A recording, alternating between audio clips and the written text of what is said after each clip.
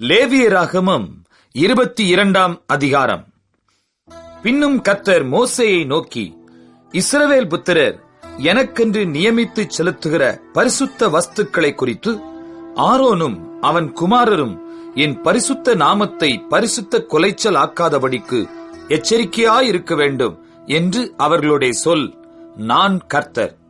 அன்றியும் நீ அவர்களை நோக்கி, உங்கள் தலைமுறைகளிலுள்ள சந்ததியாரில் எவனாகிலும் தான் தீட்டுப்பட்டிருக்கும் போது இஸ்ரவேல் புத்திரர் கர்த்தருக்கு நியமித்து செலுத்துகிற பரிசுத்தமானவைகள் அண்டையில் சேர்ந்தால் அந்த ஆத்துமா என் சந்நிதியில் இராதபடிக்கு அறுப்புண்டு போவான் என்று சொல். நான் கர்த்தர். ஆரோனின் சந்ததியாரில் எவன் குஷ்டரோகியோ எவன் பிரமியமுள்ளவனோ அவன் சுத்தமாக மட்டும் பரிசுத்தமானவைகளில் புசிக்கலாகாது. பிணத்தினாலே தீட்டானவைகளில் எதையாகிலும் தொட்டவனும் இந்திரியங்களிந்தவனும் தீட்டுப்படுத்துகிற யாதொரு ஊரும் பிராணியாகிலும் தீட்டுள்ள மனிதனையாகிலும் தொட்டவனும் சாயங்காலம் மட்டும் தீட்டுப்பட்டிருப்பான். அவன் ஜலத்தில் ஸ்நானம் பண்ணும் வரைக்கும் பரிசுத்தமானவைகளில் புசிக்கலாகாது. சூரியன் அஸ்தமித்த பின்பு சுத்தமாயிருப்பான். அதன் பின்பு அவன் பரிசுத்தமானவைகளில் புசிக்கலாம். அது அவனுடைய ஆகாரம். தானாய் செத்ததையும் பீருண்டதையும் அவன் புசிக்கிறதினாலே தன்னை தீட்டுப்படுத்தலாகாது. நான் கர்த்தர். ஆகையால் பரிசுத்தமானதை அவர்கள் பரிசுத்த குலைச்சலாக்குகிறதினாலே பாவம் சுமந்து அதிநிமித்தம் சாகாதபடிக்கு என் கட்டளையை காக்க கடவர்கள். நான் அவர்களை பரிசுத்தமாக்குகிற கர்த்தர். அந்நியன் ஒருவனும் பரிசுத்தமானவைகளில் புசிக்கலாகாது. ஆசாரியன் வீட்டில் தங்கியிருக்கிறவனும் கூலி வேலை செய்கிறவனும் பரிசுத்தமானதில் புசிக்கலாகாது.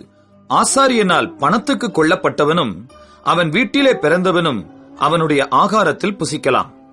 ஆசாரியனுடைய குமாரத்தி அந்நியனுக்கு வாழ்க்கைப்பட்டால் அவள் பரிசுத்தமானவைகளின் படைப்பிலே புசிக்கலாகாது. விதவையாய் போன அல்லது தள்ளப்பட்டவளான ஆசாரியனுடைய குமாரத்தி பிள்ளையில்லாதிருந்து தன் தகப்பன் வீட்டில் தன்னுடைய இளவயதில் இருந்தது போல திரும்ப வந்து இருந்தாளேயாகில் அவள் தன் தகப்பன் ஆகாரத்தில் புசிக்கலாம். அந்நியனாகிய ஒருவனும் அதில் புசிக்கலாகாது. ஒருவன் அறியாமல் பரிசுத்தமானதில் புசித்ததுண்டானால் அவன் அதிலே 1/5 அதிகமாய் கூட்டி பரிசுத்தமானவைகளோடும் கூட ஆசாரியனுக்கு கொடுக்க கடவன். அவர்கள் கர்த்தருக்கு படைக்கிற இஸ்ரவேல் புத்திரருடைய பரிசுத்தமானவைகளை பரிசுத்த குலைச்சல் ஆக்காமலும் அவைகளை புசிக்கிறதினால் அவர்கள் மேல் குற்றமான அக்கிரமத்தை சுமர பண்ணாமலும் இருப்பார்களாக. நான் அவர்களை பரிசுத்தமாக்குகிற கர்த்தர் என்று சொல் என்றார். பின்னும் கர்த்தர் மோசேயை நோக்கி, நீ ஆரோனோடும் அவன் குமாரரோடும் இஸ்ரவேல் புத்திரர் அனைவரோடும் சொல்ல வேண்டியது என்னவென்றால், இஸ்ரவேல் குடும்பத்தாரிலும் இஸ்ரவேலில் தங்குகிற அந்நியர்களிலும் தங்களுடைய பொருத்தனைகளின்படியாகிலும் உற்சாகத்தின்படியாகிலும் சர்வாங்க தகன பலிகளாக கர்த்தருக்கு தங்கள் காணிக்கையை எவர்கள் செலுத்தப் போகிறார்களோ அவர்கள் தங்கள் மனதின்படியே மாடுகளிலாகிலும் ஆடுகளிலாகிலும் வெள்ளாடுகளிலாகிலும் பழுதற்ற ஒரு ஆணை பிடித்து வந்து செலுத்துவார்களாக. பழுதுள்ள ஒன்றையும் செலுத்த வேண்டாம். அது உங்கள் நிமித்தம் அங்கீகரிக்கப்படுவதில்லை. ஒருவன் விசேஷித்த பொருத்தனையாயாவது உற்சாகமாயாவது கர்த்தருக்கு மாடுகளிலாகிலும் ஆடுகளிலாகிலும் சமாதான பலிகளை செலுத்தப் போனால் அது அங்கீகரிக்கப்படும்படி ஒரு பழுதுமில்லாமல் உத்தமமாயிருக்க வேண்டும். குருடு, நெரிசல், முடம், களலை, சொறி, புண் முதலிய பழுதுள்ளவைகளை நீங்கள் கர்த்தருக்கு செலுத்தாமலும் அவைகளாலே கர்த்தருக்கு பலிபீடத்தின் மேல் தகன பலியிடாமலும் இருப்பீர்களாக. நீண்ட அல்லது குறுகின அவயவம் உள்ள மாட்டையும் ஆட்டையும் நீ உற்சாக பலியாக இடலாம். பொருத்தனைக்காக அது அங்கீகரிக்கப்பட மாட்டாது.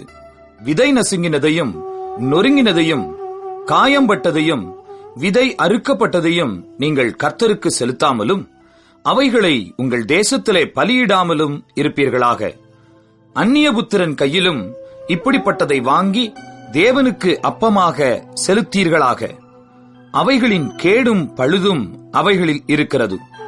அவைகள் உங்களுக்காக அங்கீகரிக்கப்படுவதில்லை என்று சொல் என்றார். பின்னும் கர்த்தர் மோசேயை நோக்கி, ஒரு கன்றாவது செம்மறியாட்டு குட்டியாவது வெள்ளாட்டு குட்டியாவது பிறந்தால் அது 7 நாள் தன் தாயினிடத்தில் இருக்க கடவது. 8ஆம் நாள் முதல் அது கர்த்தருக்கு தகன பலியாக அங்கீகரிக்கப்படும்.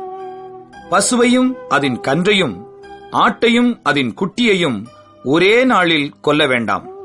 கர்த்தருக்கு ஸ்தோத்திர பலியை செலுத்துவீர்களானால் மனப்பூர்வமாய் அதை செலுத்துவீர்களாக. அந்நாளிலேதான் அது புசிக்கப்பட வேண்டும். விடியற்காலம் மட்டும் நீங்கள் அதில் ஒன்றும் மீதியாக வைக்க வேண்டாம். நான் கர்த்தர்.